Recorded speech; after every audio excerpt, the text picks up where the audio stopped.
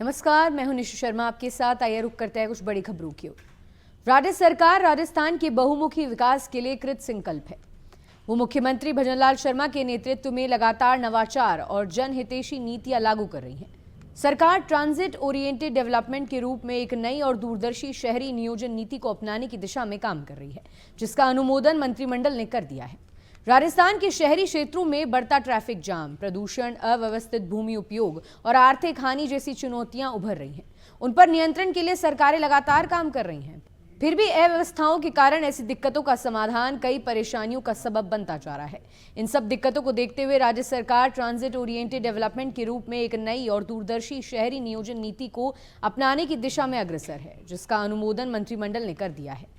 विभाग जल्द ही इस संबंध में अधिसूचना जारी कर इसे सभी नगरीय निकायों में लागू करेगा। टीओडी एक आधुनिक शहरी विकास मॉडल है, जिसका उद्देश्य सार्वजनिक परिवहन स्टेशनों के आसपास कॉम्पैक्ट मिश्रित उपयोग और उच्च घनत्व वाले क्षेत्रों का विकास करना है। ये पैदल और गैर मोटर चालित परिवहन को प्रोत्साहित कर शहरों को अधिक सुगम, पर्यावरण अनुकूल और रहने योग्य बनाता है। राजस्थान के शहरों में लगातार बढ़ रहे प्रदूषण, कंजेशन और अव्यवस्थित विस्तार को देखते हुए राज्य स्तरीय टीओडी नीति की आवश्यकता महत्वपूर्ण मानी जा रही है। ये नीति भूमि उपयोग और परिवहन के बेहतर तालमेल के साथ लोगों और रोजगारों को सार्वजनिक परिवहन के निकट लाकर शहरों में कम दूरी पर सहज आवागमन सुनिश्चित करेगी।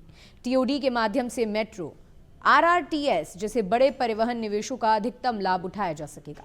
ये पुराने आवासीय क्षेत्रों के पुनर्द्वार, नए आवास विकल्पों के निर्माण, आर्थिक केंद्रों के विकास और महत्वपूर्ण नोड्स पर भूमि मूल्य में वृद्धि के अवसर प्रदान करेगा। इसके साथ ही ट्रैफिक दबाव में कमी, सार्वजनिक परिवहन की सवारी में वृद्धि और प्रदूषण में दीर्घकालिक कमी जैसे परिणाम सुनिश्चित होंगे। नगरीय विकास और आवासन मंत्री झाबर सिंह खर्रा ने शहरों को भविष्य के अनुरूप ढालने के लिए इसे एक निर्णायक कदम बताया है। उनके अनुसार ये न केवल सुगम और स्मार्ट गतिशीलता को बढ़ावा देगा, बल्कि शहरों की आर्थिक क्षमता और रहने की गुणवत्ता को भी नई दिशा देगा। राज्य सरकार इस दिशा में एक प्रभावी नीति लाकर शहरी विकास को अधिक संतुलित, टिकाऊ और नागरिक केंद्रित बनाने के लिए प्रतिबद्ध है। फिलहाल के लिए इतना ही। ऐसी तमाम ताज़ा खबरों के लिए आप यूं ही जुड़े रहिए हमारे साथ।